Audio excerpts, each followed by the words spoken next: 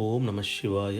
தெய்வத்தின் குரல் முதல் பகுதி, காமாட்சியின் சரிதை என்ற தலைப்பில் மகாபெரிவா அருளிய உரையின் தொடர்ச்சி. பிலாக்கா ஸ்வரூபிணியான அம்பிகை காமனின் கரும்பு வில்லையும் மலர் பானங்களையும் தானே தாங்கி காமாட்சியாக அமர்ந்திருக்கிறாள்.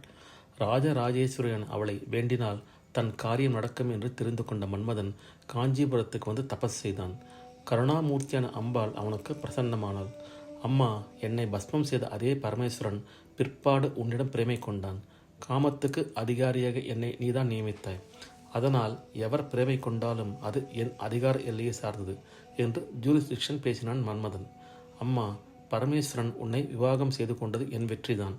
ஆனால் அவர் என்னை சாம்பலாக சுட்டெரித்ததுதான் லோக பிரசித்தியாக இருக்கிறது ஒழிய நான் அவரை ஜெயித்தது எங்குமே பிரகடனமாகவில்லை. எல்லோருக்கும் மாதாவாக இருக்கிற நீதானம்மா இந்த குழந்தையிடமும் கருணை கொண்டு என்னை ஜெயசாலி என்று பிரகடனப்படுத்த வேண்டும் என்று காமாட்சியை பிரார்த்தித்தான் மன்மதன். கருணை நிறைந்த அம்பிகை அக்குழந்தைக்கு மனம் இறங்கினாள்.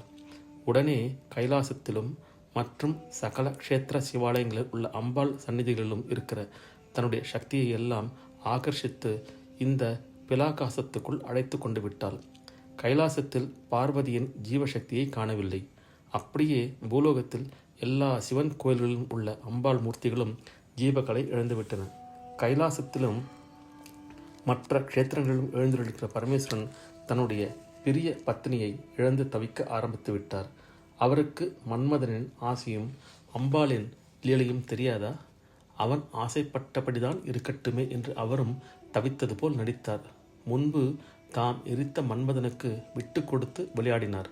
க்ஷேத்திரந்தோறும் இப்படி சிவன் தவிப்பதையும் கைலாசத்திலும் அவர் பரிதவிப்பதையும் பார்த்த பிரம்மா காமாட்சியிடம் ஈஸ்வரனுக்காக பரிந்து தூது பேசினார். பரமேஸ்வரன் மன்மதாவஸ்தைக்கு ஆளாகி தவிப்பது இப்போது ஜெகத் பிரசித்தியாகிவிட்டது. மன்மதன் வேண்டியதும் இதுதான். அதற்காகவே இப்படி என்னுடைய சகல கலைகளையும் இங்கேயே ஆகர்ஷித்து கொண்டேன் என்று அம்பாள் பிரம்மாவுக்கு கூறி மறுபடியும் ஜீவகலையை கைலாசத்துக்கும் மற்ற சகல க்ஷேத்திரங்களுக்கும் அனுப்பி வைத்தாள். அவற்றில் மறுபடியும் அம்பிகையின் சாநித்தியம் உண்டாயிற்று. பரமேஸ்வரனும் தாப சமணமாகி திருப்தி அடைந்தார். இது காமாட்சி விலாசத்தில் காணப்படும் விருத்தாந்தம். இந்த புராண வரலாற்றுக்கு சரித்திர ரீதியிலும் கல்வெட்டுகளில் நிரூபணம் இருக்கிறது. அநேக சிவஸ்தலங்களில் உள்ள அம்பாள் சந்நிதிகளுக்கு காமக்கோட்டம் என்ற பெயர் இருப்பதாக அந்தந்த சந்நிதிகளில் உள்ள கல்வெட்டுகளிலிருந்து தெரிகிறது. சோழர் காலத்திலிருந்து பல அரசர்கள் இந்த சந்நிதிகளுக்கு திருப்பணி செய்ததை சிலர் சாசனமாக பொறித்து வைத்திருக்கிறார்கள்.